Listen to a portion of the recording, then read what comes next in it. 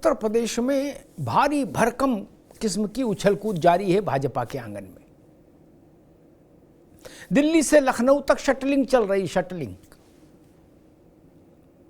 कुछ तलब किए जा रहे हैं, कुछ खुद मिलने आ रहे हैं, लेकिन दिल्ली और लखनऊ के बीच में आवागमन तेज हो गया है। कल केशव प्रसाद मौर्य और भूपेंद्र चौधरी अलग अलग जेपी नड्डा से मिले थे और आज भूपेंद्र चौधरी प्रधानमंत्री नरेंद्र मोदी से मिले अकेले। बताया ये चौधरी साहब ने कि लोकसभा चुनाव पर प्रधानमंत्री जी को वस्तु स्थिति से अवगत कराया उन्होंने। क्या ये प्रधानमंत्री जी की समीक्षा है जिसमें पहली हाजिरी भूपेंद्र चौधरी की लगी है? और एक बड़ा मसला ये, क्या ये वाराणसी की समीक्षा है? वाराणसी का परिणाम जिस ढंग से आया उसने भी भाजपा को असहज किया। और दूसरी लड़ाई भाजपा में लड़ी जा रही है एक्स प्लेटफॉर्म पर, जिसको पहले ट्विटर कहते थे। ट्वीट किया, फिर डिलीट किया, फिर किया, और नाना प्रकार के ट्वीट आ रहे हैं, नाना प्रकार की दिशाओं से। और तीसरा धम्मा चौकड़ी है अल्पज्ञात जिला स्तरीय नेताओं के, पूर्व विधायक, वर्तमान विधायक, पूर्व सांसद, इस तरह के पूर्व मंत्री, इस तरह के लोगों के बयान देने वाले अपने लिए मतलब भर की सुर्खियां बटोरी ले रहे हैं कि हाँ जी, हमको भी लगता है कि कार्यकर्ता की नहीं सुनवाई हुई या नौकरशाह बेलगाम हो गए। और किसी ने कहा जी निचले स्तर पर भ्रष्टाचार बहुत हो गया, मैंने अपने जीवन में इतना भ्रष्टाचार नहीं देखा। लेकिन न लाख टके का प्रश्न ये कि जो सब लोग ऐसे वक्तव्य जारी कर रहे हैं वो भाजपा को तो कमजोर कर ही रहे हैं। कोई किस नेता को कमजोर कर रहे हैं, वो नेता कमजोर हुआ कि नहीं, होगा कि नहीं, ये बात की बात है, लेकिन पार्टी को नुकसान हो रहा है ये तो तय है। और जो लोग ऐसे बयानवीर हैं आज के दौर में, उनकी अपनी राजनीतिक हैसियत क्या है? क्या वो अपने जिले में चुनाव जीत सकते हैं? अपने विधानसभा क्षेत्र में क्या वो अपने विधानसभा क्षेत्र में भाजपा को जिता सकते हैं? लोकसभा में भाजपा को जिता सकते हैं? अपने वार्ड में, अपने ब्लॉक में जिता सकते हैं? क्या अपने बूथ को जिता सकते हैं? अगर नहीं तो फिर उनकी बात को कान क्यों दिया जाए?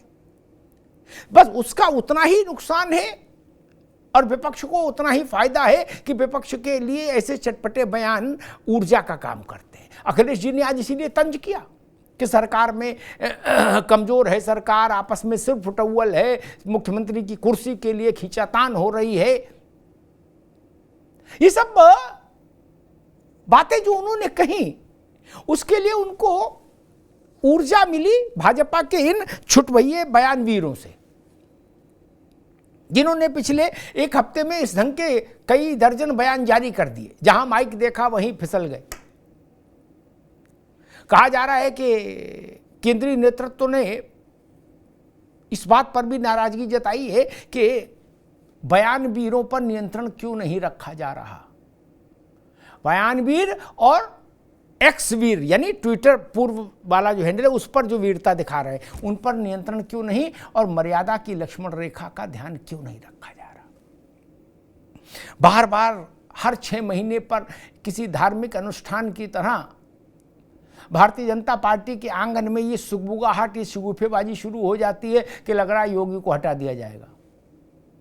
हर बार ये 6 महीने में आती है बात, और हर बार योगी आदित्यनाथ पहले की अपेक्षा ज्यादा मजबूत होकर उभरते हैं।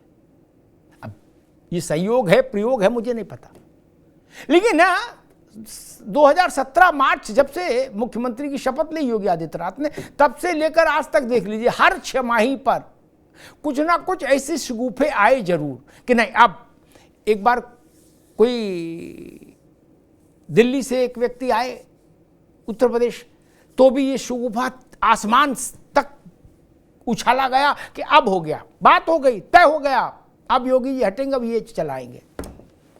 ऐसे बहुत सारे किस्से हैं। एक बार कुछ विधायक धरने पर बैठे थे, तब भी कहा गया था कि नहीं हो गया फैसला।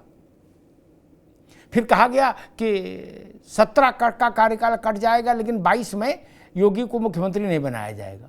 22 में भी बन गए। 48 साल का रिकॉर्ड तोड़ा, कोई मुख्यमंत्री अपनी सरकार को निरंतरता में वापस नहीं लाया।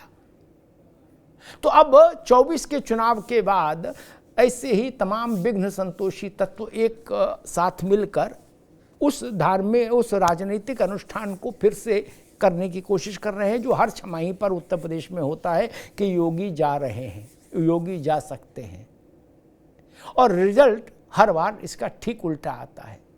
योगी की विदाई चाहने वाले लोग कमज़ोर हो जाते हैं और योगी और अपेक्षाकृत मजबूत हो जाते हैं। इसके पीछे का कारण क्या है, इसकी विवेचना होनी चाहिए। भाजपा के भीतर जो उछल कूद मची है, उसी पर हमारे साथियों ने एक रिपोर्ट तैयार की। पहले रिपोर्ट देख लीजिए, फिर मेहमानों से परिचय कराएंगे, फिर चलेंगे बहस में।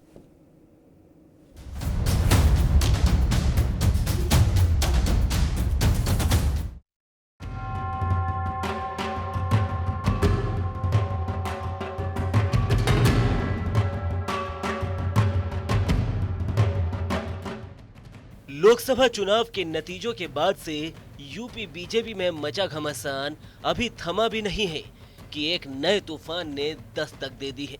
और ये तूफान शुरू हुआ है केशव प्रसाद मौर्य के सरकार और संगठन वाले इस बयान के बाद। मैं सदा कहता था और आज इस प्रदेश कार्य समिति में मैं संगठन के वरिष्ठता हमारे देश के और प्रदेश के नेतृत्व के सामने कह रहा हूं, संगठन सरकार से बड़ा है।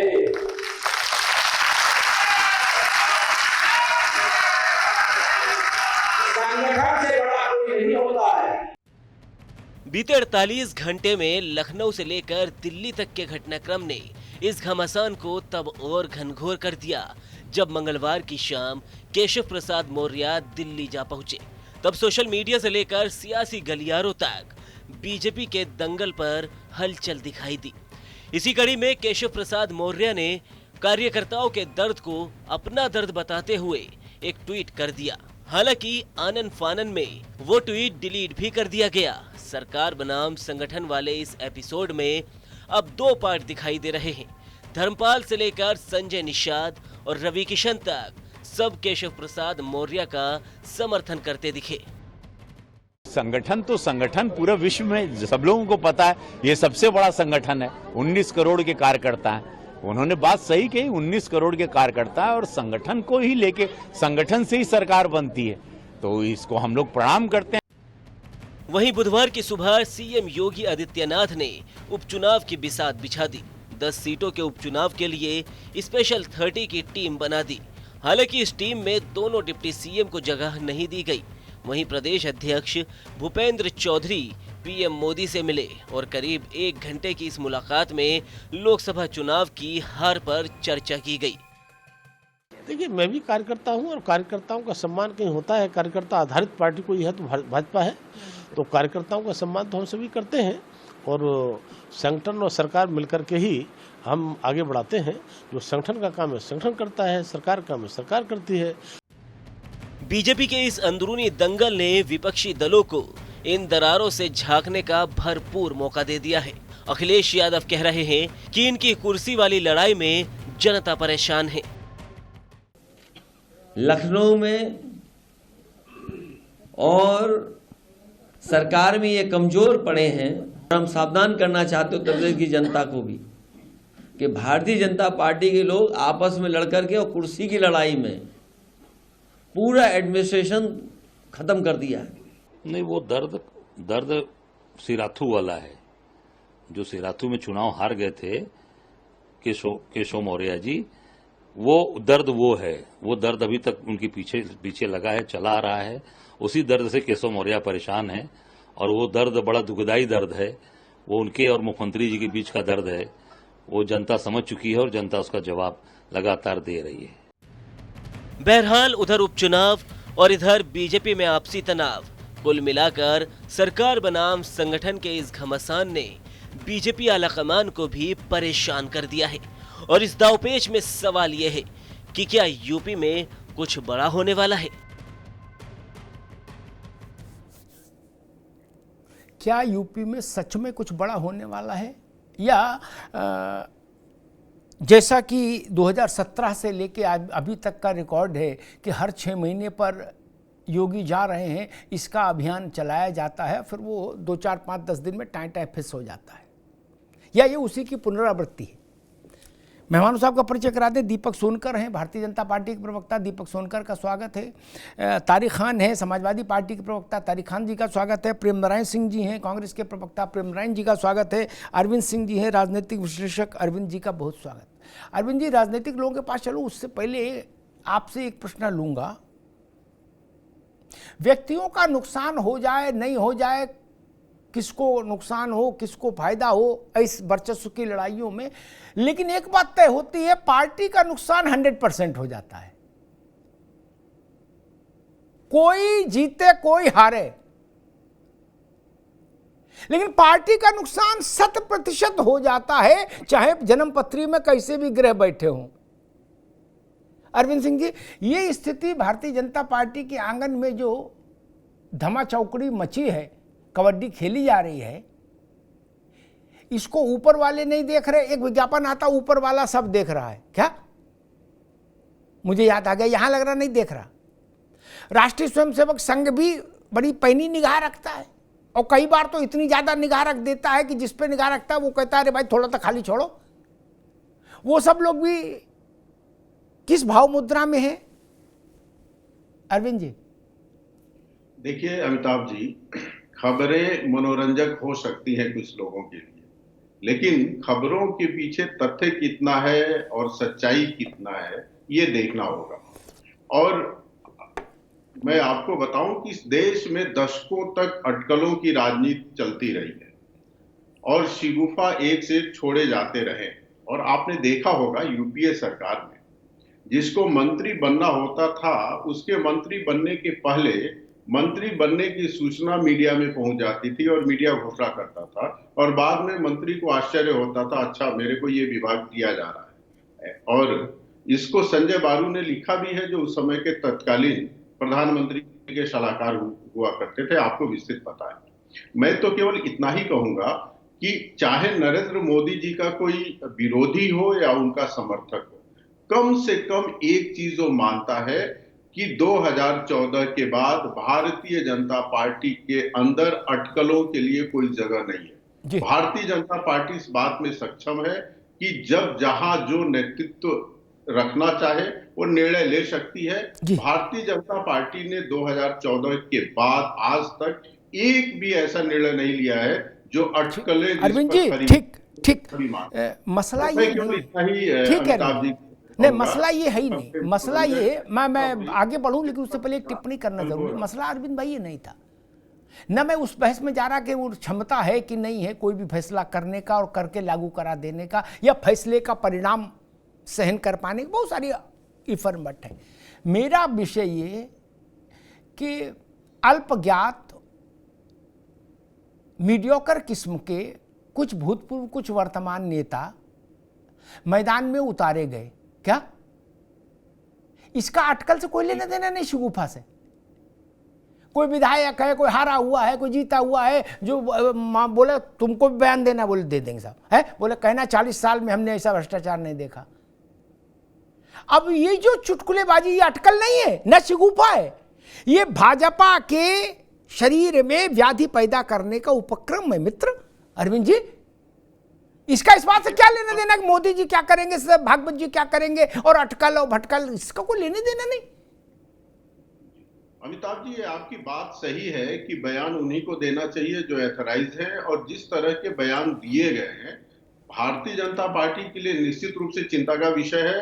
और मुझे लगता है कि नेतृत्व ने चेताया भी है और नेतृत्व आगे ध्यान देगा। और एक दो विधायक जो बात करते हैं, मैं तो ये कहता हूं कि पार्टी और संगठन की इतनी चिंता है तो जो विधायक है वो अपने फोरम पे कह सकता है, विधानसभा के नेता से कह सकता है, पार्टी के अध्यक्ष से कह सकता है, मीडिया में कह के और सुर्खी बटोरने का तो कोई मतलब नहीं है। और इस तरह से तो संगठन का भला नहीं हो सकता है। ये निश्चित रूप से चिंताजनक है। लेकिन एक बात और है चूंकि चर्चा चल रही है इसलिए छोटा से छोटा बयान भी मीडिया उठा के दिखा रही है और वो बड़े कैनवस पे रहा है और चर्चा का विषय बन रहा है। अरविंद जी, तो आप जरा कल्पना करिए कि चर्चा नहीं होती। नहीं अरविंद जी, अभी रोकूंगा नहीं, मैं इस बात से सहमत नहीं, क्षमा करिएगा।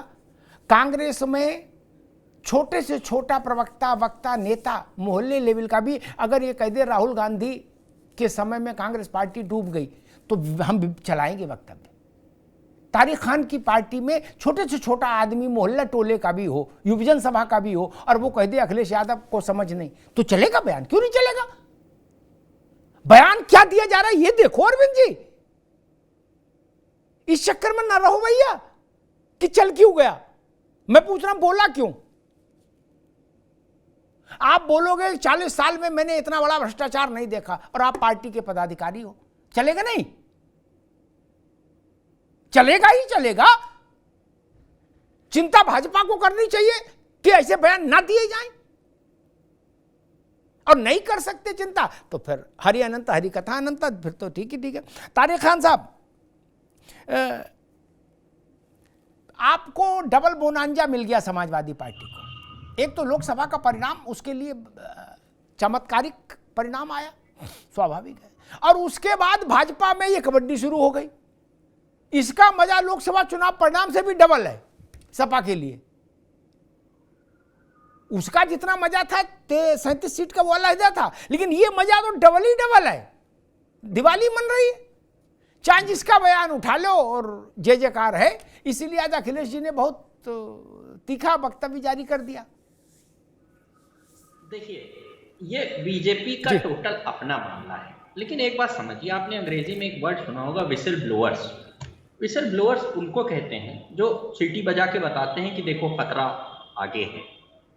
अब आपने एक बात और अभी कही कि ये क्या बयान दिलवाया जा रहा है। बड़ा अच्छा आपका सवाल है। अब कौन दिलवा रहा है? दो ही किस्म के लोग हो सकते। अगर विपक्ष दिलवा रहा है तब तो सबसे पहले भूपेंद्र चौधरी को जाकर इस्तीफा दे देना चाहिए, क्योंकि लगभग फिर बीजेपी के ये जो 5-6 विधायक हैं, देवेंद्र प्रताप सिंह और त्रिभुवन राम, रमेश मिश्रा और अनुप्रिया पटेल ने भी तमाम खिलाफ बयान दिए हैं। तो इसका मतलब है कि टूट की तरफ भारतीय जनता पार्टी, ये विधायक आगे चल के टूटेंगे भी, क्योंकि ऐसा सभी पार्टियों में हुआ है। समाजवादी पार्टी में भी ऐसा हुआ है। हम ये नहीं कह रहे हैं कि हम अछूते हैं, मगर अभी बीजेपी में हो रहा उसी पे चर्चा है। तब तो ये पार्टी टूट की तरफ जा रही है। दूसरा कौन हो सकता है? बीजेपी के अंदर के लोग। तब तो यहां से ये साबित होता है कि बीजेपी में अंतर्कलह है। अंदर के ही लोग कंपेल कर रहे हैं कि भैया तुम बोलो। अंदर का लोग कौन हो सकता है? ये सार्वजनिक पटल पर कई दिनों से चल रहा है कि कौन भागता है, कौन भाग रहा है, कौन नहीं भाग रहा है। आपने अटकलों की भी बात की। हम 0% चांस इस बात का लगाते हैं कि कोई चेंज होगा। अब एक ही चेंज होगा 27 में, वो है भारतीय जनता पार्टी जाएगी, इनकी विदाई होगी। उस विदाई की बात अभी से लोग विधानसभा चुनाव की करके इन्होंने जता दिया कि कितना डरे हुए। अभी कितना टाइम बचा हुआ है। अभी से कह रहे हैं हम 27 रिपीट करेंगे। मोहरिया भी कह रहे हैं कि 17 रिपीट करेंगे। अरे भैया, अभी 17 नहीं रिपीट करना है। अभी जो 10 का इम्तिहान है, 10 बाई इलेक्शन का, वो लड़के। अभी एक बाई इलेक्शन हारे हैं, 1 ही 2 सीट जीते शायद बीजेपी। तो ये मैं कह रहा हूं कि इस पे आत्ममंथन हमें नहीं करना है, बीजेपी को करना है। अब उनको बीजेपी विसल ब्लोअर माने, उनको गद्दार माने, उनको सवेरे पार्टी से निकाल दे, आगे चल के वो पार्टी तोड़ दे, ये सब भविष्य के गर्भ में है। ये भी हो सकता है कि हम करा रहे हैं, और हम करा रहे होंगे तब तो और खतरनाक बात है योगी जी के लिए।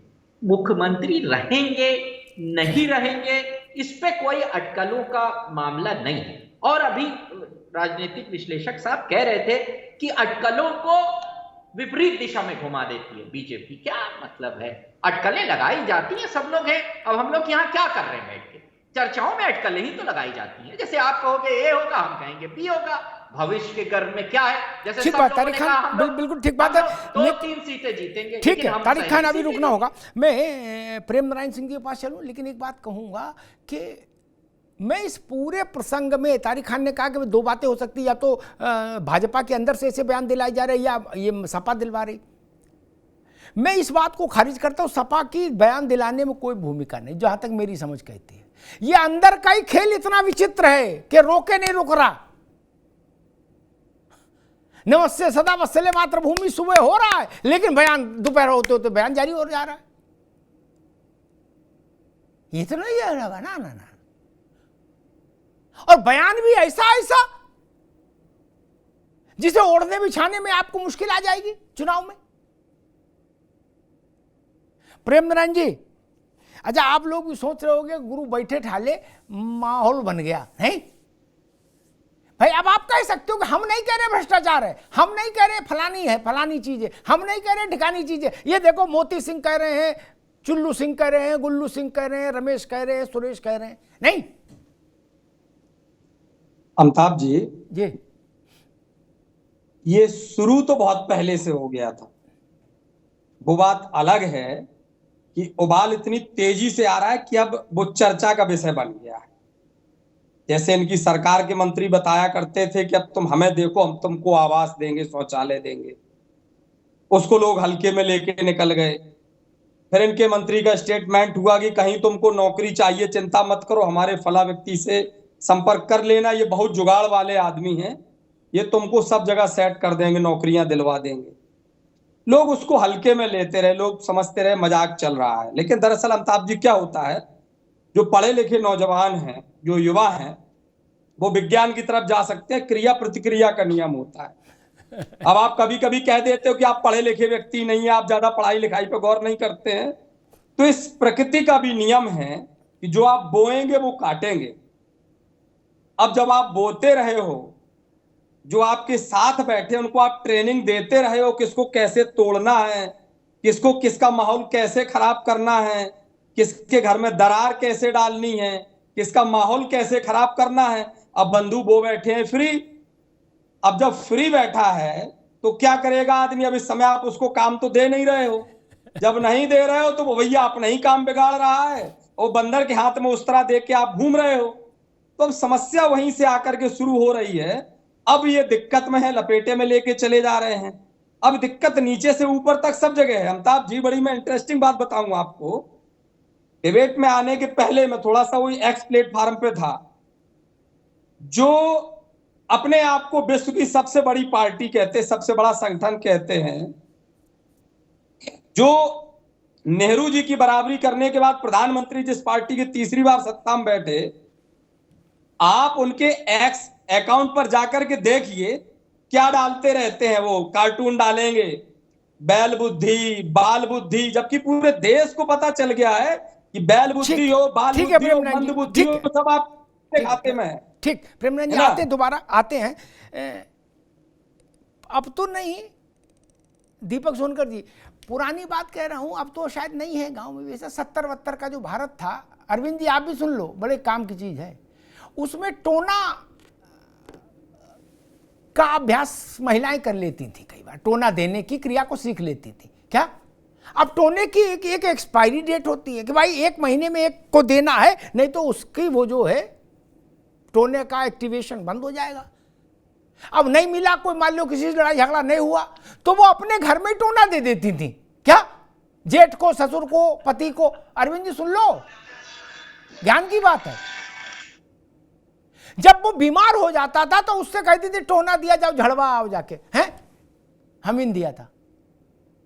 क्या ऐसी स्थिति आ गई दीपक सोनकर जी की टोना देना था, आपको मिला नहीं, दूसरा के कहा मुचेटा ले, तो बोले अपने में दे लो, फिर बाद टोना झड़वा लेंगे। दीपक सोनकर जी, क्योंकि अब स्थिति ऐसी आ गई जो लीपा पोती से भी निपट नहीं सकते। मैं इस बहस में पड़ी नहीं रहा कि ऊपर फैसला क्या होगा।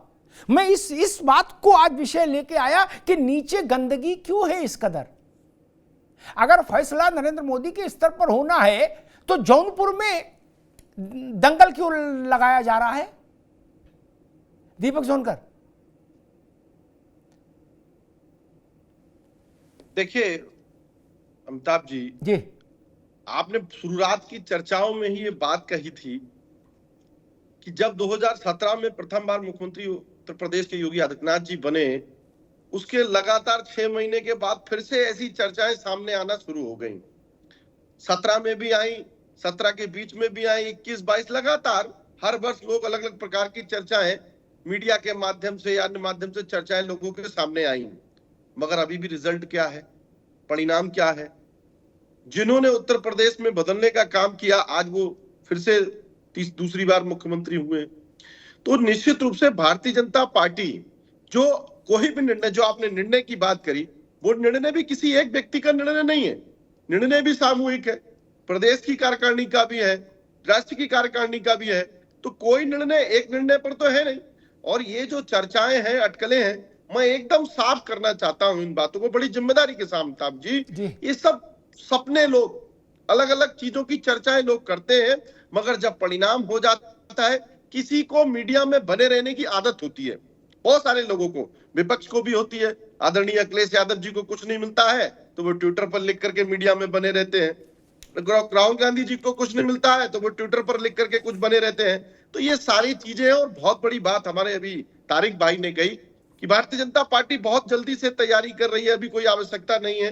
भैया देखो, भारतीय जनता पार्टी तो लगातार अपने चुनावी मूड में रहती है, चाहे परिणाम कोई भी हो, मगर अपने लक्ष्य के साथ, अपने कार्यकर्ताओं के साथ, जो जिम्मेदारी जिस कार्यकर्ता को मिली है, जो सरकार में रहने वाला भी कार्यकर्ता हो या संगठन में रहने वाले कार्यकर्ता हो, उसको जो कार्यकर्ता को जिम्मेदारी मिलेगी उसके हिसाब से काम करेगा। चाहे वो चुनाव में, उपचुनाव की बात हो, लोकसभा चुनाव की बात हो, विधानसभा चुनाव की बात हो, चाहे एक सीट की बात हो, अपनी 100% तैयारी, जो लक्ष्य की तैयारी है, जो जीत का परिणाम लाने की तैयारी है, वो दीपक सोनकर एक मिनट छोटा सा सप्लीमेंट्री पूछ लूं, फिर मैं अरविंद जी के पास जाऊंगा कि आज 30 लोगों की एक टीम बनी 10 विधानसभा उपचुनावों के लिए, उसमें मंत्री हैं सब हैं, 30 सदस्यीय टीम बनी, उसमें केशव मौर्य और ब्रजेश पाठक दोनों नहीं रखे गए।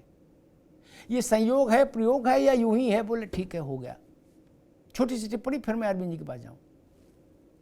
देखिए, ऐसे तो 30 लोगों में, और मंत्री बहुत सारे हैं, उनको भी किसी ना किसी को कोई ना कोई काम दिया गया है। जब एक कमेटी बनी है, जो एक जिम्मेदारी की कमेटी देने का काम किया गया है, तो सबको कुछ ना कुछ काम मिला है। तो कहीं ना कहीं आगे आने वाले समय में, अभी तो सारा काम बटा तो नहीं है। भारतीय जनता पार्टी क्या है? ठीक भैया, ठीक है, काम से कार्यकर्ता दीपक जी, ठीक है। अब देखो, आज थ्योरी नहीं बताओ हमको, थ्योरी, आज प्रैक्टिकल की बहस हो रही है। थ्योरी से मेरा मन खिन्न हो जाएगा। मैं आपसे ज्यादा थ्योरी पर 1-2 घंटे बोल सकता हूं। अरे आप तो यहां के बोल रहे, मैं दीनदयाल जी से शुरू करूंगा, देव बाबूराव से, और आज तक बोल दूंगा 2-2.5 घंटे। उसमें अब नहीं पढ़ो यार। आज विशुद्ध प्रैक्टिकल राजनीति हो रही, प्रैक्टिकल धैर्य की हो रही है, उसमें थ्योरी क्या मतलब ना, आज नहीं। अरविंद जी, आप विद्वान व्यक्ति हैं और संघ के तमाम विचारकों से भी आप संपर्क रखते हैं। मुझे बताओ, जो बात केशव मौर्य जी ने कही कि सरकार से बहुत बड़ा है संगठन, संगठन ही बड़ा है, संगठन ही सर्वोच्च है, सरकार कुछ नहीं है, ठीक। ये जो नई थीसिस आई है, ये यूपी की म्युनिसिपल बाउंड्री के लिए है या ये राष्ट्र के लिए है? ये मैं समझना चाह रहा था। मैं सोची रात कोई विद्वान व्यक्ति आएगा तो उससे पूछूंगा। ये राष्ट्रीय विषय में मान्यता है, हो गई परिवार की, तो इसकी उद्घोषणा दिल्ली में भी होनी चाहिए, नहीं? या राज्यों में ये रहेगा, दिल्ली में नहीं रहेगा, ऐसा कुछ? अरविंद जी। अमिताभ जी, सबसे विद्वान व्यक्ति तो यहाँ आप ही हैं, लेकिन आपने पूछा है तो मैं मेरी जो जानकारी है उस हिसाब से कहता हूँ कि 2 बयानों की मीडिया में चर्चा हो रही है। एक तो केशव प्रसाद मौर्य जी ने जो कहा है कि संगठन सरकार से बड़ा होता है, और दूसरा आदित्यनाथ जी ने जो कहा है कि आत्मविश्वास भी एक बड़ा कारण रहा है उत्तर प्रदेश में कम सीटें लाने। अब इसकी चर्चा हो रही है, लेकिन ये जो दोनों बयान है, एक दूसरे के विरोधाभासी नहीं है। और केशव जी ने जो कहा है, ये सही बात है कि संगठन जनता के पास जाता है, संगठन को बहुमत मिलता है तो सरकार बनती है, और जब संगठन सरकार में आता है तो उसका उद्देश्य होता है कि अपने नीतियों और सिद्धांतों को लागू करे सरकार में, और जनता तक अपने सिद्धांतों को पहुंचाकर जनता को अधिकाधिक लाभ प्रदान करे, जिसके बल पे वो आया है और विश्वास अर्जित किया है। तो इसमें कोई ऐसी उन्होंने बात नहीं कह दी है जो अरविंद जी, आप इतनी थ्योरी बता दी हमको, हम तो निवेदन ये कर रहे थे, ये बात दिल्ली में भी कही जाएगी, इतना से जानना चाह रहे, बाकी तो कहानी ठीक ही है। सत्यनारायण कथा है, यहाँ का उच्चारण कही गई। अब आप ये कहेंगे कि वहां कही गई तो यहाँ नहीं कही गई। अब ये जरूरी नहीं है कि वहां कोई बात कही गई हो तो दिल्ली में भी कह दी गई हो। आपकी अनुमति हो तो एक चीज मैं और कहूंगा, जोड़ूंगा। नहीं अरविंद जी, करोड़ नहीं बोलूंगा। संतुष्टि नहीं हुई। ठीक है, आपने अपने स्तर से दे दिया, मेरी संतुष्टि नहीं हुई। मैंने वाजपेयी जी का समय देखा, उस समय भी 11 अशोक रोड को भी देखा और अध्यक्षों को भी देखा। मैंने कल्याण सिंह जी का समय उत्तर प्रदेश में देखा, अध्यक्षों को भी देखा और कल्याण सिंह को भी देखा। मैंने इंदिरा जी को देखा, जवाहरलाल जी के बारे में सुना। किस यूटोपिया में लोग घूम रहे हैं? वाजपेयी ही निर्णायक थे, अध्यक्ष ठाकरे रहे हो और चाहे जना कृष्णमूर्ति रहे हो, चाहे वेंकैया रहे हो, क्या ये पता नहीं? दीपक सोनकर, क्या ये पता नहीं कि कल्याण सिंह जी के समय में उत्तर प्रदेश में निर्णायक व्यक्ति कौन था? फिर ये सारी थीसिस मुझे मालूम है, संगठन ही ऐसा, संगठन वैसा, विचार होगा, ऐसा होगा, वैसा, सारी बातें ठीक है। मुझे याद आता कल्याण सिंह जी के समय में जो स्थितियां बनी थी ना, या 2002 और 2004 के बीच में जो मोदी जी के लिए गुजरात में स्थितियां बनाई गई थी, फील्डिंग सजाई गई थी, वैसी ही बात मुझे उत्तर प्रदेश में लग रही है। 5 लोग कल्याण सिंह के खिलाफ थे उत्तर प्रदेश में, क्या? और वो 5 में मुझे नहीं याद कि किसी के पास बड़ा जनाधार रहा हो, ये किसी ने अपने जनाधार को प्रमाणित किया हो। यह स्थिति मोदी जी जब थे 2002 से लेकर 2004 तक गुजरात में रहा। एक दौर था जब गुजरात में मोदी जी को वो करने के लिए अशोक सिंघल को पुश किया गया था। पता नहीं आप लोगों को याद है कि नहीं? कहा था मंदिर तोड़ दिए इन्होंने। उस चक्रव्यूह को भेद के नरेंद्र मोदी बाहर निकले, तो आज देख लीजिए।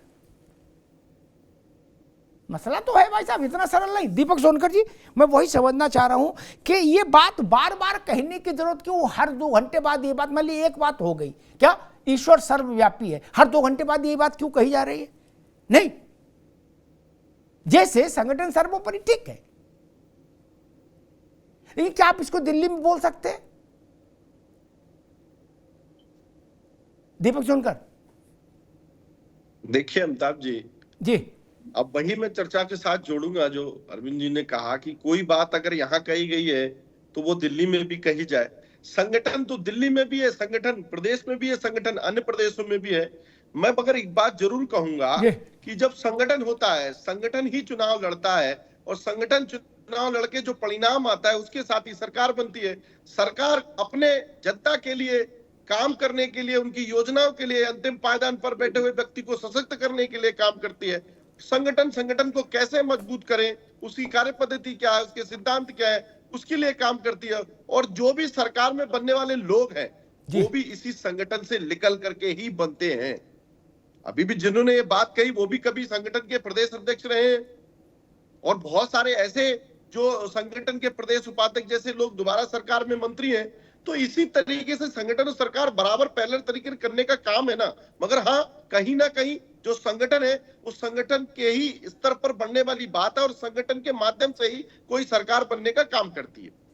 ठीक है, ये बड़ा सैद्धांतिक किस्म का, बड़ा कूल टाइप का जवाब। अरविंद जी अभी नहीं, अभी रुक जाइए। कूल टाइप जिस पर किसी को भरोसा नहीं होता है। हमने संगठन को भी देखा, हमने नेताओं को भी देखा, हमने सरकारों को भी देखा। ठीक, ये सब किस्सा कहानी है दोस्त। किसी पार्टी में, कांग्रेस में कोई अध्यक्ष रहे, अगर गांधी परिवार पॉलिटिक्स में है तो गांधी परिवार ही अल्टीमेट अथॉरिटी है। समाजवादी पार्टी में अखिलेश जी अध्यक्ष नहीं रहे मान लीजिए, तब भी वही अथॉरिटी है, क्योंकि वोट तो उन्हीं के चेहरे पे। कहां घूम रहे हो भैया? बंजर भूमि विकास प्रकोष्ठ से चुनाव जीतेंगे? नहीं ना। चुनाव के लिए व्यक्ति चाहिए मित्र, चेहरा चाहिए, और जो चेहरा होगा फिर स्वाभाविक उसकी कीमत होगी। खैर, तारिक खान साहब, 10 उपचुनाव आ रहे हैं, जिसमें एक खुद अखिलेश जी की सीट भी है, करहल, और इसी समय भारतीय जनता पार्टी एक आंतरिक संघर्ष में उलझ गई, छीना झपटी में। एक पार्टी, विपक्षी पार्टी के तौर पर ये स्थिति मुझे लगता है किसी भी विरोधी दल के लिए सर्वोत्तम स्थिति होनी चाहिए, सर्वोत्तम एटमॉस्फेयर होता है कि जब आपका जो प्रमुख प्रतिद्वंदी है वो आंतरिक लड़ाई में उलझा हुआ हो। तारिक खान साहब।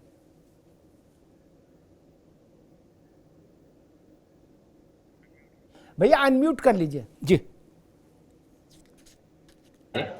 वो बहुत सीधा सा जो आरोप है उसको समझने की कोशिश करें। एक तो हम कह रहे हैं कि हम जो बाई इलेक्शन है उसमें पूरी मेहनत करेंगे, ज्यादा से ज्यादा सीटें जीतने की कोशिश करेंगे। हम जोशी नहीं है, जोशी खाली मौर्य जी हैं जो डिप्टी सीएम है, वो बता देते हैं कि 5 सीट जीतेगा, 2 सीट जीतेगा, 0। हम भैया नॉर्मल इंसान हैं, पूरी मेहनत करेंगे, हार भी सकते हैं, जीत भी सकते हैं। कि ये जो लड़ाई है, ये योगी साहब को कहा जा रहा है कि वो अधिकारी सेंट्रिक आदमी है। मेरी समझ आपके बराबर तो नहीं है, बहुत थोड़ी सी है। और मौर्य जी कह रहे हैं कि संगठन बड़ा होता है, कार्यकर्ता बड़े होते हैं, और मौर्य के सपोर्ट में तमाम लोग आके खड़े हो रहे हैं। ये एक तरीके का आंतरिक लड़ाई, जो लड़ाई ऐसा नहीं है कि बीजेपी में बिल्कुल हो रहा है कि अब तुम्हारा ऐसी तैसी, ऐसा कुछ नहीं है। ये एक विचारों की लड़ाई, बातों की लड़ाई, मुद्दों की लड़ाई, सरकार कैसे काम करेगी, ये एक शुरू हुई है, जिसपे मत इन्हीं का है। हमारा मत बिल्कुल सीधा है कि इनके अधिकारी अव्वल दर्जे के भ्रष्ट हैं, जनता से पैसा लूट रहे हैं, उस पैसे को लूटकर मंत्री और अधिकारी आपस में बांट रहे हैं। ये स्टैंड समाजवादी पार्टी का स्पष्ट है। उसमें ये जो दामन बचाया जाता है कि ये अधिकारी खा रहा है, नहीं, उसमें मंत्री को भी हिस्सा दे रहा है, 1% 2%, और मिलजुल के वो लोग चला रहे हैं। अब इसको कौन ठीक करता है कौन नहीं, हमें पूरा विश्वास है कि इसमें कुछ भी चेंजेस नहीं होंगे। क्यों? क्योंकि आपने बिल्कुल सही कहा कि चेहरा इंपॉर्टेंट होता है। अब चेहरा बदले तो किसको लेके आए, तमाम किस्म की दिक्कतें आएंगी। इसलिए मुझे तो लगता है कि जो जैसा है वैसे ही चलता रहेगा और जनता की जेबों पे डकैती पड़ती रहेगी। और बीजेपी को एक सलाह भी है, वैसे हम कौन होते हैं सलाह देने वाले, लेकिन अपने विसल ब्लोअर को भी पहचाने। हमेशा विसल ब्लोअर को ये नहीं कहना चाहिए कि तूने गलत किया, निकाल दूंगा। अपने कभी विसल ब्लोअर पे रिसर्च भी होनी चाहिए कि वो क्या कह रहे हैं, क्यों कह रहे हैं। अगर कोई विधायक, और आपने कहा कि ये छोटे मोटे लोग नहीं है, मोती सिंह छोटे मोटे लोग नहीं है, अनुप्रिया पटेल छोटी मोटी नहीं है, अनुप्रिया पटेल साथी है इनकी, वो खुल के कह रही है तमाम दिक्कतें हो रही है। रमेश मिश्रा विधायक हैं, श्याम प्रसाद ने आज कह दिया कि लूट रहे हैं सब, देवेंद्र प्रताप सिंह एमएलसी हैं, कह रहे हैं पंचम तल पे अधिकारी कहता है पहले पैर छुओ तब आगे जाओ।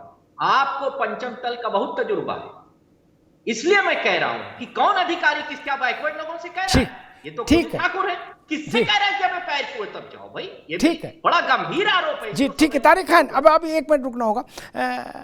दीपक सोनकर, एक मैं स्पष्टीकरण चाहता हूं, अरविंद जी आ रहे हैं, आप एक स्पष्टीकरण चाहता हूं।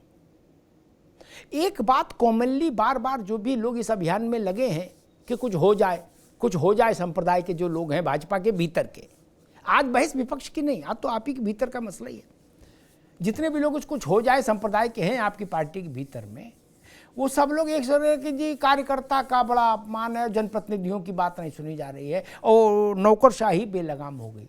ठीक, मैं जानना चाह रहा हूँ, ऐसे भी तो एक लिस्ट बनवा लो, आपके यहाँ तो तमाम कर्मचारी हैं कि जिसमें ये पता लगे कि जनहित के, लोक कल्याण के कौन से काम विधायक और नेता ने बताए जो अधिकारियों ने नहीं किए। ये नाराजगी लोक कल्याण के कामों को लेके है या दूसरे वाले कल्याण के कामों को लेकर है, ये तो समझना पड़ेगा। मैंने सारी सरकारों में ज्यादातर इसी बात के लिए रोना पीटना देखा मुख्यमंत्रियों के यहां, क्या कि फूफा को ये दे दो, चाचा को ये दे दो, भैया का ये कर दो, हैं? मसला कहां पर है? मतलब ऐसा है कि कोई पुल बनाने की बात विधायक ने कही और उसने भगा दिया, अधिकारी बोले नहीं पुल नहीं बनेगा, या ठेका कोटा पट्टी का कुछ मसला है इसलिए नाराजगी चल रही। दीपक जी देखिए अमिताभ जी, सरकार के जो जनप्रतिनिधि हैं जी, जो विधायक हैं, वो जनता के विषय को लेकर के या किसी भी विषय को लेकर के जो भी प्रशासनिक अधिकारी है, अगर उसे अपनी गली का भी किसी की गली की सड़क भी बनवानी है या कुछ भी करानी हो, किसी ना किसी ब्यूरोक्रेसी के व्यक्ति के पास जाकर के अपनी बात को कहेगा कि भाई ये आवश्यकता है, इसको करना है, या अपनी निधि से या किसी प्रकार से करेगा। तो ऐसी कहीं कोई ऐसी समस्या नहीं है। जो भी काम लोगों ने दिए वो काम आज हुए, जो जनता के योजनाओं के काम थे आज उनको मिले हैं, जो जनप्रतिनिधियों के किए गए काम थे, जो किसी के किए गए काम थे वो आज हुए हैं। किसी सड़क की बात उठाइए, बिजली की बात उठाइए, अस्पताल की बात उठाइए, वो सब देने का काम किया गया है। कहीं किसी में ऐसी समस्या आती है तो उसका भी समाधान किया जाता है। ठीक है दीपक सोनकर, एक जानकारी आपको दे दूं, फिर मैं प्रेम नारायण जी के पास जाऊंगा, फिर अरविंद जी के पास। मैं तो बड़ा ब्लंट आदमी हूं, आप जानते हो, नाम इसलिए नहीं खोलता हूं यहां पर क्योंकि मर्यादा भंग होती है। एक बड़े प्राधिकरण के उपाध्यक्ष ने मुझसे कहा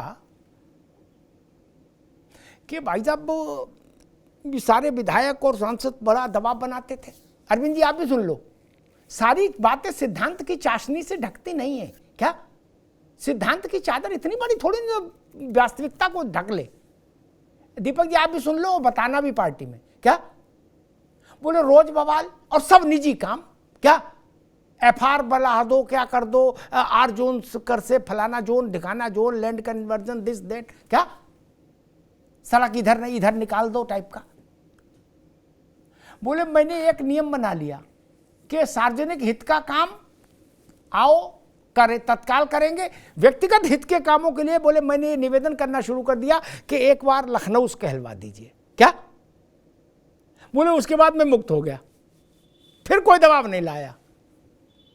दीपक सोनकर सच्चाई ये भी एक, इसको भी दिमाग में रखो। अरविंद जी क्या कह रहे थे आप, फिर मैं प्रेम जी के पास जाऊं। देखिए मुझे 1 मिनट दीजिएगा, मैं पूरी करूंगा। आपने सारी बातों को कह दिया है, समझने वाला यदि समझ जाए तो अच्छी बात है, नहीं तो वो अनाड़ी है। मैं ये कहना चाहूंगा कि हर पार्टी का दायित्व होता है अपने वहां अनुशासन रखे। अब आदरणीय अखिलेश यादव जी ने जो कहा है कि भारतीय जनता पार्टी के अंदर खटपट है, ये हिप्नोटिक लैंग्वेज है, किसी पार्टी के बारे में कहा जा सकता है। खटपट और गड़बड़ उसको कहते हैं जहां बाप बेटे को और बेटा बाप को भरी सभा में मन से एक दूसरे को निष्कासित कर देता हो। और हमने देखा है आदरणीय अखिलेश यादव जी का सरकार 2012 से लेकर 2017 तक कैसे मुलायम सिंह जी आरोप लगाते थे, कैसे शिवपाल जी आरोप लगाते थे, कैसे आजम खान जी आरोप लगाते थे, ये कहने की जरूरत नहीं है। भारतीय जनता पार्टी में विचार व्यक्त करने के लिए स्पेस है तो उसका भी स्वागत किया जाना चाहिए। दूसरी बात मैं कहूंगा अमिताभ जी आपको, आपके माध्यम से आपके दर्शकों को, कि देखिए कार्यकर्ताओं को सुनी जानी चाहिए लेकिन अच्छी चीजों के लिए सुनी जानी चाहिए। गुंडागर्दी करने के बाद FIR दर्ज न हो, इसका दबाव नहीं बनना चाहिए। और हमने देखा है समाजवादी पार्टी के कार्यकाल में कि किस तरह से थानों पे जाके गुंडाई होती थी और थानेदार की क्या कप्तान की हैसियत नहीं होती थी। किसी वरिष्ठ समाजवादी पार्टी नेता कोई गड़बड़ काम करता है तो उसके खिलाफ FIR दर्ज कर ले, और आजम खान साहब से लेकर तमाम लोग इसके उदाहरण है। और हमने ये भी देखा है कि तत्कालीन राष्ट्रीय अध्यक्ष कैसे इंस्पेक्टर जनरल ऑफ पुलिस को धमकी देते थे इनके कि तुमने खनन माफिया के खिलाफ FIR कैसे दर्ज कर लिया। तो कम से कम भारतीय जनता पार्टी में ऐसी स्थिति नहीं है गलत कामों। ठीक है अरविंद जी, ठीक है तारिक खान आ रहा हूं आपके पास। प्रेम नारायण जी आपको समझ में क्या आ रहा है, ये संघर्ष किस लिए मचा हुआ है इधर, और इसका पॉलिटिकल इंपैक्ट क्या होगा? अमिताभ जी मामला दूसरे के आंगन का है, लेकिन नहीं राजनीति में सारे आंगन एक दूसरे से इंटरलिंक्ड, जैसे ट्रेन के डब्बे। वहीं आ रहा हूं, S1 से S16 तक सब जुड़े होते हैं आपस में जी। हाँ, उसको थोड़ा सा अगर आप यथार्थ में समझने का प्रयास करेंगे तो ये सिर्फ है रस्सा कस्सी, वर्चस्व की लड़ाई। वर्चस्व की लड़ाई की पहले कौन नेता बनेगा। उत्तर प्रदेश के अंदर बाबा जी को बैठाया गया कि हिंदूवादी नेता है ये, उत्तर प्रदेश में धर्म की रोटी जो है इनके नाम से अच्छी सेकी जाएगी। अब वो रोटी सेकते सेकते सेकते इतनी कड़क हो गई कि दिल्ली वालों को लगने लगा कि नहीं, इनको अन्य प्रदेशों में जहां भेजा गया वो सुपरस्टार बन के जा रहे हैं, बाबा जी अपने स्टाइल में जिसको जो मना रहा था ठोकते चले जा रहे। लगा यार ये तो बड़ा हाईलाइट हो रहे हैं। अब लगा कि इनके ऊपर नियंत्रण कैसे कसा जाए। लोकसभा चुनाव आया, दीपक जी माने ना माने, या हमारे विश्लेषक महोदय हमारे बड़े भाई हैं अरविंद जी, वो बात अलग है कि पीड़ा भाजपाई बना के इनको निकालती है या इनके किस प्रकार से तर्क निकलते हैं, खैर ये अपना विषय है। आप गहराई से देखेंगे 2024 के चुनाव में टिकटों के फैसले हुए दिल्ली से। बाबा जी से कहा गया तुम तो अपना राग लापते रहो धर्म का, बाकी हम सब कर लेंगे। अब बाबा जी क्यों रुकेंगे? बाबा जी कह रहे टिकट तुमने दिए हैं तो हार हमारी क्यों भाई, पहले आप जब जीत का श्रेय लेते रहे तो हार का भी लेते रहो, नहीं तो फुल फ्लैश हमको दे दो। अब मामला बित गया यहां पर कि केशव जी को किसी ने घुट्टी पिला दी कि संगठन बड़ा होता है, लेकिन केशव जी दिल्ली में जाकर के जहां से ये लेकर के आए संगठन बड़ा होता है, वो दिल्ली में भी नहीं पूछ पाए। वहां कह देते भैया पहले यहां से तो संगठन शुरू करो। नड्डा जी ऐसे करे पाए जाते हैं, जहां भी मिलते हैं सारी व्यवस्था उसी तरीके से चल रही हैं। तो यथार्थ ये है कि ये वर्चस्व की लड़ाई है, एक दूसरे को उठा पटक करने की लड़ाई है। ठीक है। और इस उठा पटक के चक्कर में दीपक जी अभी रुक जाओ, दीपक जी अभी रुक जाओ, जनता के हित को उन्होंने ताक पर रख दिया। ठीक है प्रेम भाई, रुकना होगा। तारिक खान कुछ कहना चाह रहे थे, आ रहा है दीपक जी। देखिए जी, इतिहास और भविष्य का एक रिश्ता होता है। इतिहास में कूटाधार मतलब कटाक्ष करने के लिए बात कही जाती है, मगर उसमें भविष्य की धारणा भी छुपी होती है। अभी जो बात राजनीतिक विश्लेषक साहब ने कही वो बिल्कुल मैं मानता हूं कि अंतर्कलह हुआ, उसके निर्णय क्या निकला कि समाजवादी सरकार नहीं बनी। वही अंतर्कलह अब भाजपा में चल रहा है और उसी इतिहास को अगर इंटरप्रेट करिए, उसी इतिहास को, तो आने वाले समय में क्या होगा ये अपने जबान से बताने की जरूरत नहीं है। उसी इतिहास को समझ लीजिए, जो हमारे साथ हुआ था वही यहां भी हो रहा है। ये बात अलग है, वहां लोग कुछ और थे, यहां लोग कुछ और है, यही तो हो रहा है। तो इतिहास अगर सामने वाले पे कटाक्ष करता है तो ये भी भविष्य भी दिखाता है कि देखो, ठीक बात है, ये बात ठीक है। मैं इस बात से सहमत हूं तारिक खान की कि आ रहे ये मैं तारिक खान की बात से सहमत हूं। अंतर्कलह कहीं भी होगी वो दीमक का काम करेगी। ये वाचिक बहादुरियों से अंतर्कलह नहीं थमती, या सिद्धांत का तंबू तानने से भी अंतर्कलह नहीं ढकती। मेरी बात से अरविंद जी भी सहमत होंगे और दीपक जी भी सहमत होंगे। यहां ना हो तो बाहर होंगे। हम पर्दा टांगने कल्याण सिंह जी रहे,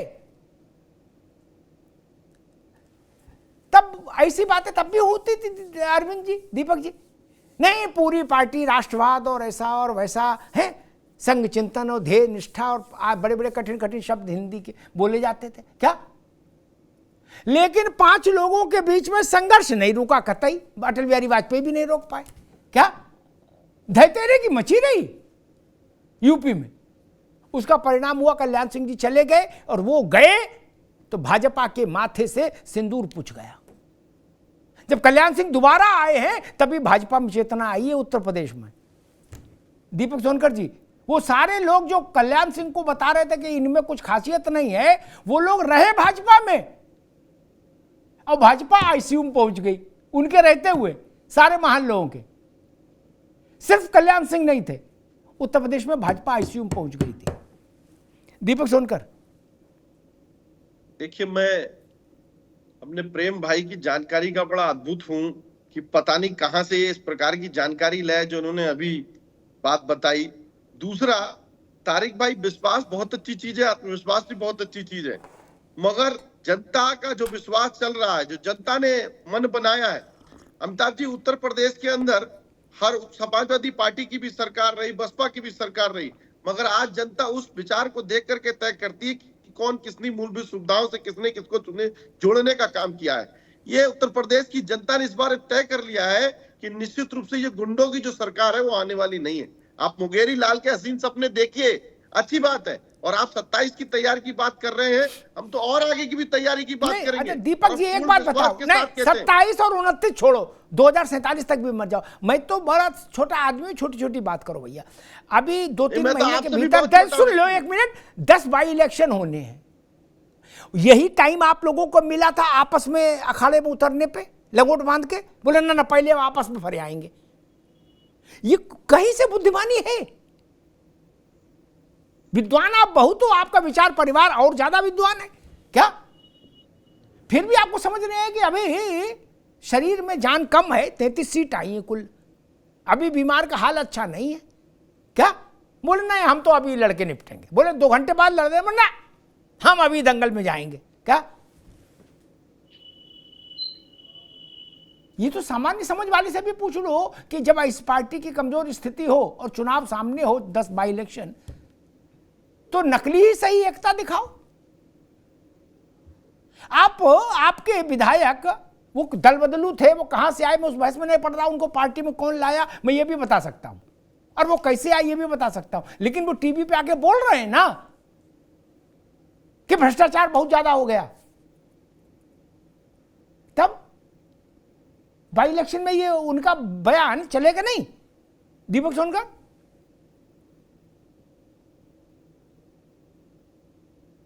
देखिए जी, अब बाई इलेक्शन की बात है, मैंने कहा ना कि भारतीय जनता पार्टी तो अपने तैयारी के साथ, और जो आप कलह की बात बता रहे हैं, ये कलह कौन, केवल माहौल के नाम पर लोग चर्चाओं में लाने का काम कर रहे हैं, केवल वातावरण बढ़ाने का काम कर रहे हैं, मगर निश्चित रूप से जो निर्णय है वो निर्णय पार्टी के नेतृत्व का है, प्रदेश के नेतृत्व का है। बाकी लोग अपने अपनी चर्चाएं लगाएं, अपनी अपनी अटकलें लगाएं, अपने अपने मुद्दे पर झगड़े फैलाएं, कोई ट्विटर पर झगड़ा फैलाए, कोई फेसबुक पर झगड़ा फैलाए, कोई मीडिया के सामने फैलाए, मगर जो पार्टी का सामूहिक निर्णय है, जो पार्टी के संगठन का निर्णय है, पार्टी के कार्यकर्ताओं के हित का निर्णय है, वो निश्चित रूप से होगा। दूसरी बात, अगर हम बाई इलेक्शन की बात करेंगे, जैसे लगातार 2014 से जनता का आशीर्वाद भारतीय जनता पार्टी के साथ है, मैं पूर्ण विश्वास के साथ कहता हूं कि उपचुनाव में भी भारतीय जनता पार्टी की जीत होगी। जी अरविंद जी, एक बात समझ में नहीं आई, सूप बोले तो बोले, छलनी भी बोले,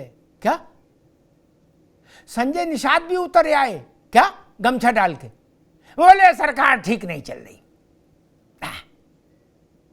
बताइए, ये दिन आ गए भारतीय जनता पार्टी के, रात भर बचे मेरे ख्याल से, वो भी आजकल में बोल ही देंगे। अनुप्रिया बोल चुकी, संजय निषाद बोल चुके। देखिए अमिताभ जी, सबसे पहले तो मैं तारिक खान की तारीफ करना चाहूंगा कि उन्होंने बड़े मन से कहा कि उस समय समाजवादी पार्टी में जो चीजें हुई वो ठीक नहीं थी। इसको कहने के लिए जिगरा चाहिए, कोई नेता सामान्यतः कहता नहीं है, और उनके इस बात से भी सहमत हूं कि जिस किसी भी पार्टी में अंतर्कलह होता है उस पार्टी का पतन हो जाता है। अब दूसरा मैं आपको जवाब देता हूं। देखिए उत्तर प्रदेश में भी कार्य समिति हुई, कुछ बैठकें हुई, कुछ वहां के लोग दिल्ली आए, ऐसी बैठकें भारतीय जनता पार्टी मध्य प्रदेश में हुई है कार्य समिति, हरियाणा में हुई है, महाराष्ट्र में हुई है, और वहां के नेता दिल्ली आए हैं, दिल्ली से भी वहां के जो इंचार्ज है उस प्रदेश में गए हैं। लेकिन चूंकि उत्तर प्रदेश में योगी जी के संदर्भ में एक चर्चा, और पहले ही आपने बता दिया योगी जी जब से आए हैं एक शिगुफा फैलाने के लिए अटकल फैलाई जाती है, और मुझे लगता है उसी को बड़ा बनाया जा रहा है। भारतीय जनता पार्टी इतना बड़ा संगठन है कि मोती सिंह का बयान और रमेश मिश्रा का बयान, मुझे लगता है ये पार्टी के फेस नहीं है। पार्टी का यदि आधिकारिक कोई बयान आए, उसके राष्ट्रीय अध्यक्ष बयान देते हैं, प्रदेश अध्यक्ष बयान देते हैं, इनके प्रवक्ता बयान देते हैं, या कोई सीनियर नेता बोलता है, तो उस बात को आधिकारिक बयान माना जाएगा। कोई पर्सनल कैपेसिटी में क्या कहता है ये भारतीय जनता पार्टी का अरविंद जी मैं बहुत नहीं है, भारतीय जनता पार्टी अनुशासित पार्टी है। मैं बहुत विनम्रता से कहूंगा, मैंने अपने 35 साल के पत्रकारी जीवन में कभी इस तर्क को स्वीकार नहीं किया राजनेताओं के कि नहीं देखिए अब प्रवक्ता नहीं बोला। प्रवक्ता क्या लाया, प्रवक्ता क्या लाया? हमको मालूम है किस पार्टी में किसकी क्या हैसियत है, वो बोला मेरे लिए पर्याप्त है। ये तर्क नहीं चलेगा भाई ना, मेरे साथ नहीं चल सकता ना। मोती सिंह की अगर हैसियत नहीं थी तो मोती सिंह को नोटिस हो जाना चाहिए था, निकाल देना चाहिए था पार्टी से कि आपने ऐसी बात कैसे कही माइक पर कि 40 साल में मैंने इतना भ्रष्टाचार नहीं देखा। और अगर इसको लोकतंत्र का नाम दे रहे हैं तो मेरा प्रणाम पहुंचे आपको, अगर इसको लोकतंत्र बता रहे हैं तो मेरा प्रणाम पहुंचे। तब तो लग रहा समाजवादी पार्टी का मंच था, मोती सिंह बोल रहे थे उस पर। नहीं, ऐसा तो सपा वाले भी नहीं बोलते। 40 साल का लपेटा मार दिया और फिर भी कहा जा रहा कि हमारे यहां आंतरिक लोकतंत्र है। अगर ये लोकतंत्र है तो ऐसे लोकतंत्र को प्रणाम और इस पर 11 रुपए निछावर करके किसी को दे दो। ये लोकतंत्र है यार, मजाक कर रहा हूं। खैर, प्रेमनारायण जी, पार्टियों में ही मैं देखता हूं कि सरकार और संगठन के बीच का संघर्ष एक सामान्य व्याधि है, कहीं ज्यादा होती है कहीं कम होती, नहीं होती हर सरकार के साथ है, किसी पार्टी की हो। इसका बेहतर विकल्प क्या हो, समाधान क्या होना चाहिए? सरकार भी अच्छे से चले और कार्यकर्ता भी एक सीमा तक संतुष्ट रहे, क्योंकि सबकी संतुष्टि संभव नहीं, और सबकी संतुष्टि करेगी जो सरकार, वो सरकार फिर काम नहीं कर पाएगी। अमिताभ जी, इस बारे में माननीय अटल बिहारी वाजपेयी जी ने नरेंद्र मोदी जी को समझाया था एक बार, और उन्होंने एक बात कही थी कि राजधर्म सर्वोपरि। दिक्कत क्या होती है ना, सरकारें किसी की भी हो, कुछ भी हो, जहां वर्चस्व शुरू हो जाता है वहां दिक्कतें शुरू हो जाती हैं। अगर एक तरफ सिर्फ एक चीज ध्यान में रखी जाए कि हमको जनहित करना है, तो जनहित के काम में फिर कोई आपको दखल नहीं दे सकता, ना आपका नेता खिलाफ जा सकता, ना कोई नहीं जा सकता, क्योंकि जनता के हित पर अगर आपने टांग अड़ा दी तो जनता आपको उखाड़ के फेंक देगी। जहां जो अभी आप सोनकर जी से जो बात कर रहे थे कि वो जनहित के अलावा कहीं कोई मैटर है क्या, जब वो दूसरा वाला मैटर प्रभावी होने लगता है वहां दिक्कतें होने लगती हैं, वहां समस्याएं खड़ी होने लगती हैं। जनहित की बातें अभी तमाम सारे लोग तमाम बातें करने लगते हैं। अभी हमारे विश्लेषक भाई बता रहे थे, वो समाजवादी पार्टी सरकार में ये हुआ। मेरे भाई, इस सरकार में अभी आप देखिए एक सप्ताह में कितने लोगों की मृत्यु पुलिस की हिरासत में हो गई। क्या ये अपराध नहीं है? क्या ये लोकतंत्र की हत्या नहीं है? फिर चर्चा करेंगे। आज सिर्फ विषय आज विषय इतना है भाजपा के आंगन में उस पर उधर चले जाएंगे, कस्टोडियन डेथ पर फिर लंबी बहस हो जाएगी। 4 मिनट है अब, ठीक है, 4 मिनट तो कुल है बच्चे। तारिक खान, ये समस्या आपने भी बहुत फेस की, आपकी बात मतलब आपकी सरकार ने। जीतने के बाद कार्यकर्ता चाहता है कि कलेक्टर का और कप्तान का चार्ज हमें दे दो और चीफ इंजीनियर का, पीडब्ल्यूडी का, 3 तो तुरंत दे दो भैया, तुम्हें मेरी कसम। क्या एक युवजन सभा संभाल लेगी, एक लोहिया बाहिनी और एक सपा, और यही भाजपा में हो रहा है। मैं समझ नहीं पा रहा, आज तक मुझे ऐसा अधिकारी कोई नहीं मिला जिसमें कहीं नेता गया हो और उसने कहा हो कि यहाँ पर एक अनाथालय खुल जाए या निःशुल्क रसोई चलवाना चाहता हूँ, अधिकारी ने कहा नहीं तुम्हें जेल में डाल देंगे। मसला तो तब आता है जब वो थोड़े वैसे किस्म के धुंधले काम आते हैं, नहीं तारिक भाई, उन्हीं में बात बिगड़ती है। जब मास्टर प्लान में जनता के लिए रुचि लेने की बजाय नेता अपने लिए रुचि लेने लगता है।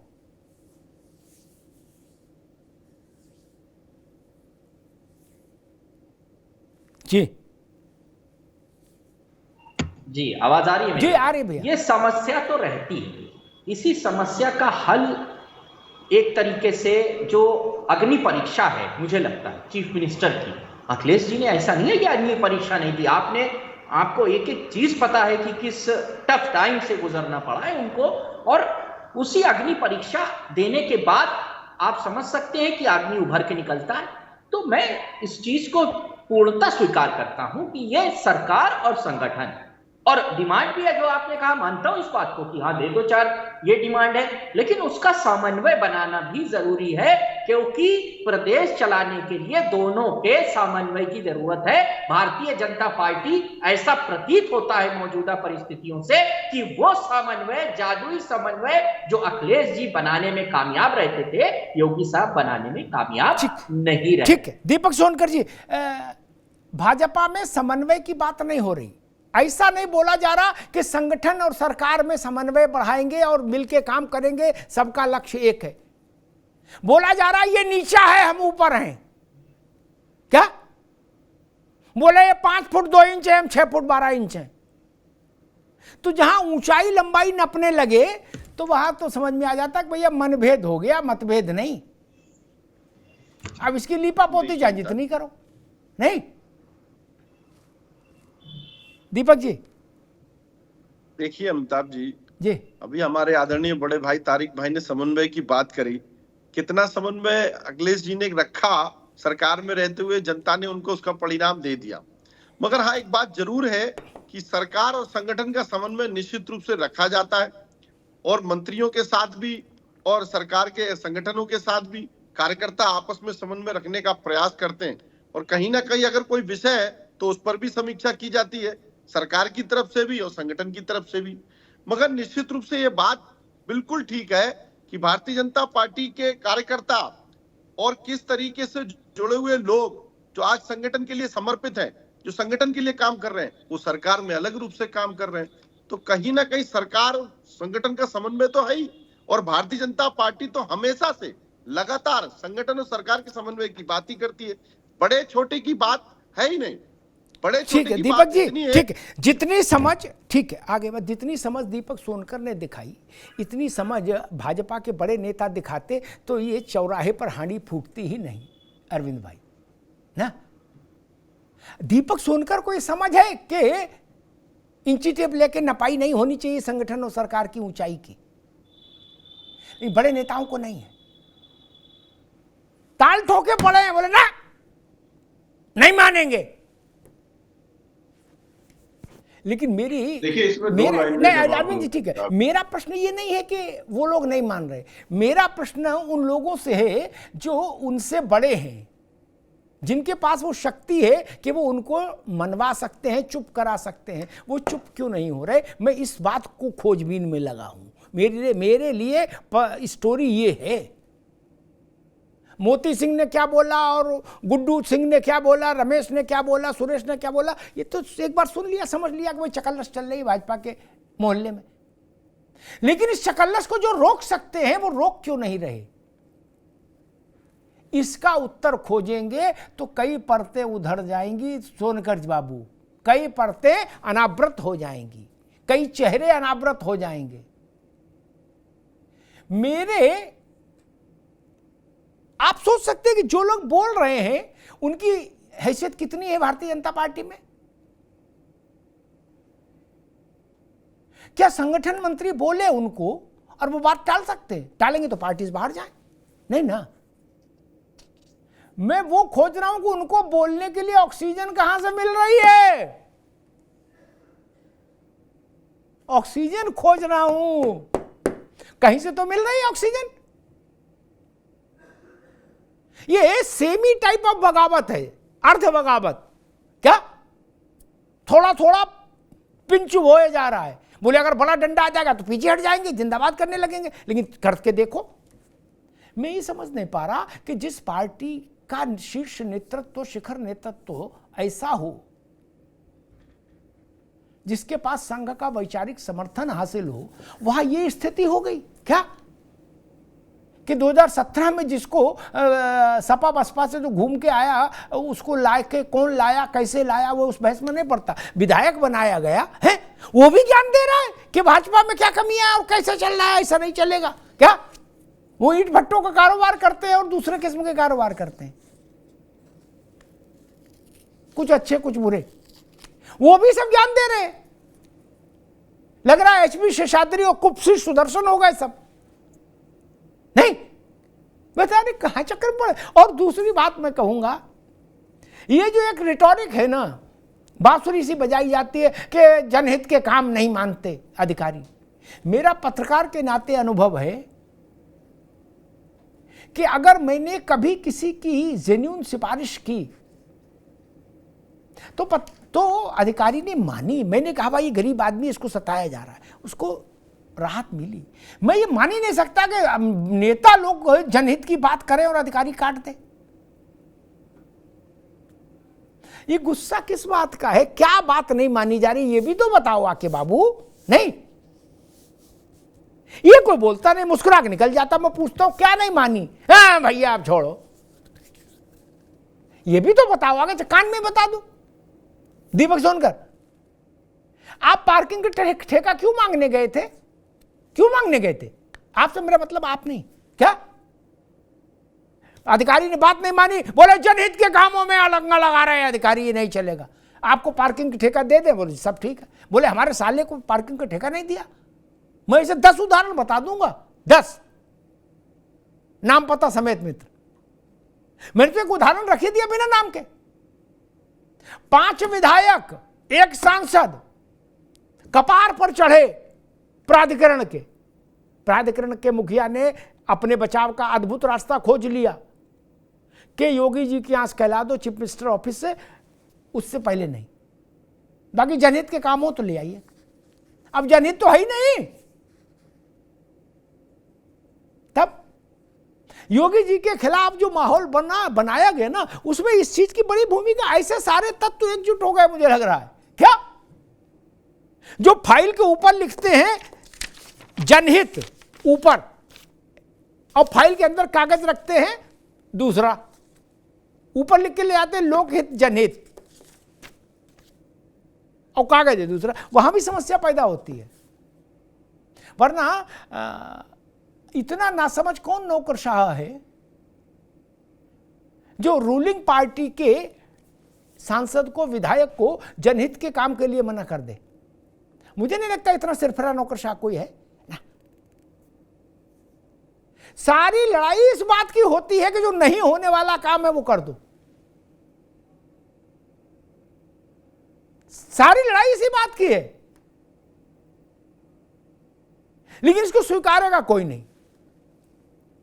और अगर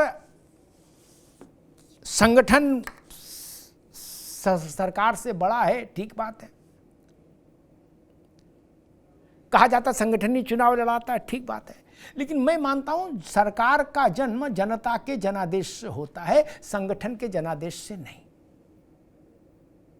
जनता किसी चेहरे पर भरोसा करती है तो उसको नेतृत्व देती है, इस बात को तो स्वीकारना चाहिए। वरना संगठन तो जनसंघ के समय से था अरविंद जी, नहीं, और संघ भी था, संघ और संगठन दोनों थे। क्या वाजपेयी के समय में एक बार सत्ता आई ना पहली बार, और फिर नरेंद्र मोदी के समय में आई नहीं? तब क्या जो 36 आपके प्रकल्प हैं राष्ट्रीय स्वयंसेवक संघ के आनुषंगिक संगठन, तब वो लोग नहीं थे ना? और चुनाव भी लड़ते थे, ऐसा नहीं कि चुनाव नहीं लड़ा दीपक जी, नहीं। माथे पर रोली चंदन 2 ही बार लगा, वाजपेयी जी के नेतृत्व में और मोदी जी के नेतृत्व में, नहीं।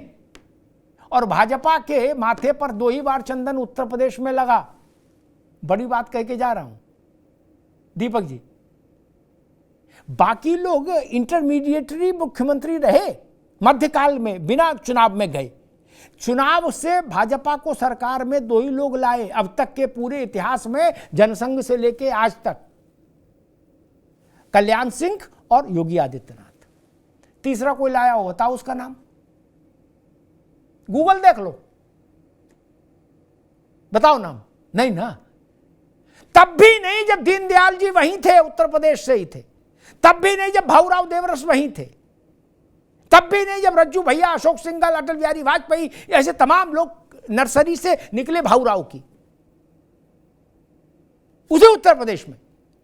लेकिन सरकार सिर्फ 2 ही ने बनवाई। 222 सीटें जीत के आए थे कल्याण सिंह के नेतृत्व में, और 2 बार योगी। क्या सच नहीं है? ये सच है, और ये बड़ा सच है। इस बड़े सच को स्वीकार करना चाहिए। मैं जो लोग जनता के बीच में अपनी लोकप्रियता की परीक्षा देकर आए हैं, उनका सम्मान होना ही चाहिए। आज अखिलेश यादव का सम्मान होना चाहिए भाई, 37 सीट जीत के आए अपने चेहरे पर, छोटी बात है क्या? योगी आदित्यनाथ का सम्मान होना चाहिए, 38 साल के रिकॉर्ड को तोड़ा और दोबारा सरकार चुनवा कर लाए 22 में। 38 साल में कोई नहीं कर पाया। मुलायम सिंह यादव, मायावती, नरेंद्र दत्त तिवारी, वीर बहादुर, श्रीपद मिश्रा, तमाम लोग थे।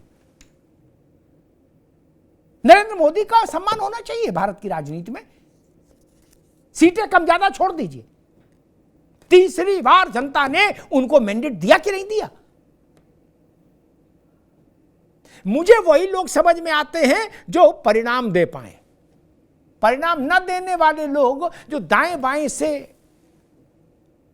अपनी गोटी लाल करना चाहते, मुझे लगता है वो लोग लोकतंत्र के लिए में न्याय नहीं कर रहे, ठीक नहीं रास्ता। भारतीय जनता पार्टी को ये बात जरूर समझनी चाहिए कि कल्याण सिंह जब गए थे और कल्याण सिंह और पार्टी के बीच में रिश्ते खराब हुए, और जब वो पार्टी छोड़कर गए, उसके बाद भाजपा के माथे पर वो ग्रहण इतना बड़ा लगा कि 10 सीट भी आना मुश्किल हो गई थी। क्योंकि एकमात्र नेता, मुझे याद है सुंदर सिंह भंडारी ने एक बार अरविंद जी मुझसे कहा था कि अग्निहोत्री जी 35 साल लग गए एक कल्याण सिंह बनाने में हम लोगों को। दीपक जी सुन लो, नेता यूं ही नहीं बनता, पदाधिकारी बना देने से नेता नहीं बनता। प्रदेश अध्यक्ष बना देने से भी नेता नहीं बनता। समाजवादी पार्टी में इतने लोग प्रदेश अध्यक्ष रहे, आज भी हैं पाल साहब, क्या नेता हैं वो? नहीं ना, नेता अखिलेश यादव है। बताइए ना, भूपेंद्र चौधरी नेता है क्या? क्या नेता है? क्या भूपेंद्र चौधरी ऐसा कर सकते हैं कि भाई नहीं 10 जिलों में मैं ऐसे हाथ कर दूंगा तो चुनाव जीत जाएंगे लोग? नहीं ना, वो तो अपने चुनाव नहीं जीते जब भी लड़े। नहीं, अध्यक्ष होना अलग चीज है और परिणाम देना अलग चीज है। मेरी बात से मेरे ख्याल से हमारे चारों मित्र सहमत होंगे। वोट नेता के चेहरे पर आता है, अध्यक्ष के नहीं। कांग्रेस को जो सीटें मिली वो पूरे सम्मान के साथ कहूंगा राहुल गांधी के प्रति जो लोगों में धारणा में बदलाव आया उसके कारण मिली। खड़गे जी अध्यक्ष हैं तो अच्छी बात है, उनकी जगह मान लो शशि थरूर अध्यक्ष होते तो भी परिणाम यही आता। मुझे ऐसा कोई आदमी नहीं मिला जिसने कहा मैंने खड़गे जी को सोचकर कांग्रेस को जिता दिया, नहीं। और ऐसा भी कोई नहीं मिला जिसने कहा कि मैंने पाल साहब को सोचकर सपा को जिता दिया, अखिलेश यादव को नहीं। नहीं ना, वही सिद्धांत योगी पर लागू होता है, वही सिद्धांत मोदी पर लागू होता है। धन्यवाद।